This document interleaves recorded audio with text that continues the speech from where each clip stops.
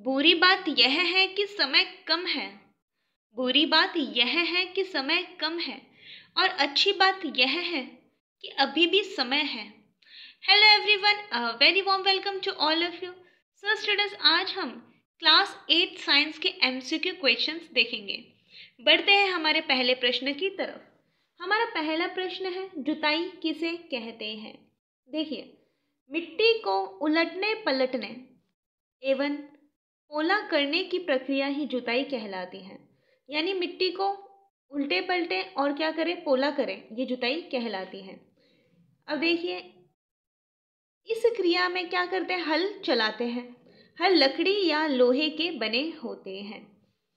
बढ़ते हैं next question की तरफ। हमारा नेक्स्ट क्वेश्चन है, खरीफ की फसल किसे कहते हैं। खरीफ की फसल, लास्ट में क्या आ रहा है, फै के बाद क्या आता है, बै, अर्थात बारिश में बोई जाती है।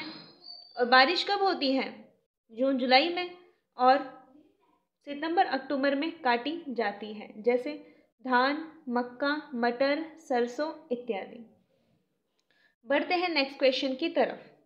हमारा नेक्स्ट क्वेश्चन है, रबी की फसल किसे कहते हैं।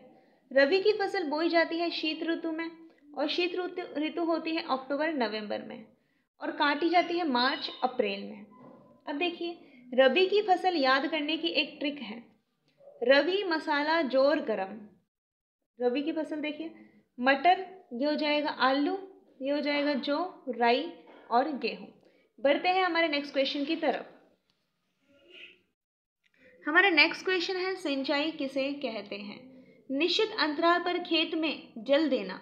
निश्चित अंतराल पर यानी गैप दे देकर खेत में क्या देना, पानी देने की प्रक्रिया सिंचाई कहलाती है। सिंचाई के स्रोत है, देखो, कुआं, तालाब, झील, नदियां, बांध एवं नहर, ये है सिंचाई के साधन। बढ़ते हैं हमारे नेक्स्ट क्वेश्चन की तरफ। हमारा नेक्स्ट क्वेश्चन है, खरपतवार किसे कहते हैं। खेत में कई अन्य अवांछित पौधे, यानी ऐसे पौधे जिन्हें अब हमने उगाया नहीं है, जिनकी ज़रूरत नहीं है, फिर भी वो उग जाते हैं। खेत में कई अन्य अवांछित पौधे प्राकृतिक रूप से फसल के साथ उग जाते हैं। यानी फसल के साथ ही उग जाते हैं, हमने उसे नहीं उगाया है, अवांछित है, यानी उसकी हमें कोई ज़रूरत नहीं है, ये कहलाते हैं खरपतवार। खरपतवार हटाने की क्रिया को हम निराई कहते हैं।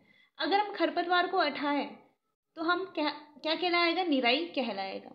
बढ़ते हैं नेक्स्ट क्वेश्चन की तरफ। हमारा नेक्स्ट क्वेश्चन है, दूध को दही में परिवर्तित करता है कौन सा बैक्टीरिया है। जो बैक्टीरिया यानी जीवाणु है जो दूध को दही में परिवर्तित करता है, ये है लैक्टोबैसिलस जीवाणु, अर्थात लैक्टोबैसिलस बैक्टीरिया। बढ़ते हैं हमारे नेक्स्ट क्वेश्चन की तरफ। हमारा नेक्स्ट क्वेश्चन है, किण्वन किसे कहते हैं। देखिए, यह एक जैव रासायनिक क्रिया होती है। कैसी है, जैव से जैव बना है जीव धन ए, अर्थात जीवों के द्वारा होने वाली रासायनिक क्रिया है। इसमें जटिल कार्बनिक यौगिक सूक्ष्म सजीवों, जटिल कार्बनिक यौगिक है उसे सरल अर्थात सूक्ष्म सजीवों की सहायता से, सूक्ष्म सजीव है यानी माइक्रो ऑर्गेनिज्म है जो छोटे होते हैं बहुत ज़्यादा, जिन्हें हम अपनी आंखों से नहीं देख पाते हैं, उनकी मदद से सरल कार्बनिक यौगिक का विघटन करते हैं। यानी जो जटिल कार्बनिक यौगिक है उसको सरल कार्बनिक यौगिक में तोड़ते हैं, और किसकी मदद से, सूक्ष्म जीवों की मदद से, ये कहलाता है किण्वन। अब देखिए, इस क्रिया में O2 की आवश्यकता नहीं होती, यानी ऑक्सीजन की जरूरत नहीं है इसमें। किण्वन के प्रयोग से अल्कोहल का निर्माण होता है, जिसे हम क्या कहते हैं, शराब भी कहते हैं। बढ़ते हैं हमारे नेक्स्ट क्वेश्चन की तरफ। हमारा नेक्स्ट क्वेश्चन है, एड्स का फुल फॉर्म क्या है। देखिए स्टूडेंट्स, एड्स का फुल फॉर्म है acquired immuno deficiency syndrome. Acquired immuno deficiency syndrome, acquired यानी अर्जित करना। बढ़ते हैं नेक्स्ट क्वेश्चन की तरफ। देखिए, हमारा नेक्स्ट क्वेश्चन है, HIV का फुल फॉर्म क्या है। HIV का फुल फॉर्म है human immuno virus. Human immuno virus यानी मानव के इम्यूनिटी सिस्टम यानी प्रतिरक्षा तंत्र पर जो वायरस अटैक करता है वो कहलाता है HIV virus, human immuno virus.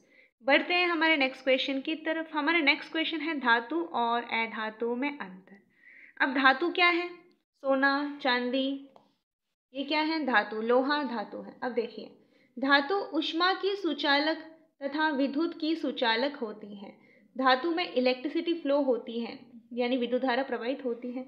अब इसके अपोजिट हो जाएगा अधातु, ये ऊष्मा एवं विद्युत की कुचालक होती है। नेक्स्ट देखिए, धातु में विशेष प्रकार की चमक पाई जाती है। धातु होती है उसमें विशेष प्रकार की चमक पाई जाती है और अधातु में नहीं पाई जाती, पर आयोडीन और ग्रेफाइट जो अधातु है उसमें चमक पाई जाती है।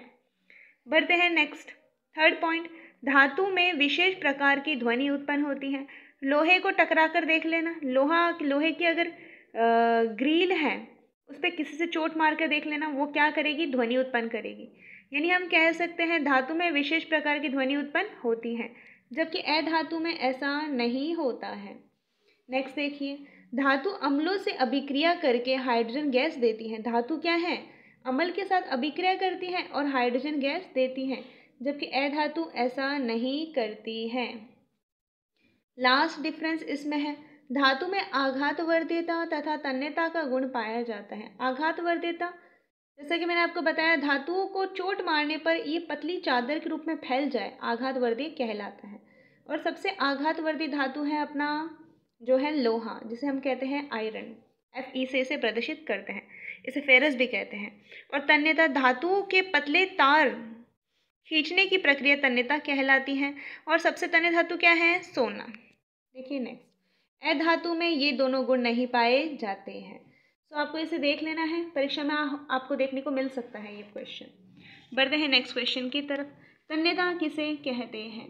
धातुओं के पतले तार खींचना तन्यता कहलाता है। जैसे सोना, सुनार सोने को खींचता है, सोने के पतले तार खींचता है। लोहे पर जंग लगना, देखिए जब लोहा वातावरण में उपस्थित, वातावरण में क्या है, नमी है यानी H2 है, और ऑक्सीजन की उपस्थिति में जब लोहा वातावरण में उपस्थित नमी तथा ऑक्सीजन के संपर्क में आता है तो उस पर भूरे रंग की परत चढ़ जाती है।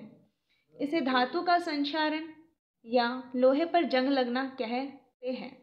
देखिए यह है लोहा, ये O2 और H2O की उपस्थिति में संपर्क में आया, लोहा O2 और H2O के संपर्क में आया, इसे हम फेरस कहते हैं। ये बनाया फेरस ऑक्साइड अर्थात Fe2O3। आपको इसे अच्छे से याद कर लेना है। और चांदी पर काली परत का चढ़ना भी संक्षारण का ही उदाहरण है। अब देखिए, चांदी को हम कहते हैं अर्जेंटिनम, Ag।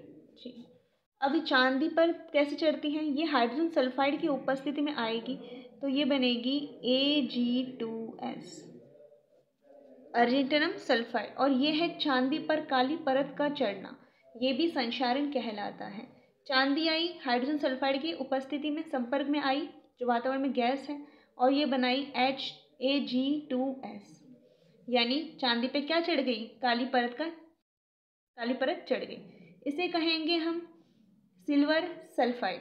सो स्टूडेंट्स, आपको उम्मीद करती हूँ ये प्रश्न आपको अच्छे से समझ में आया होगा। आपको इसे अच्छे से याद कर लेना है। इसमें से कहीं बहुत सारे प्रश्न आपको परीक्षा में देखने को मिलेंगे। सो आज के लिए बस इतना ही, फिर मिलते हैं नेक्स्ट क्लास में।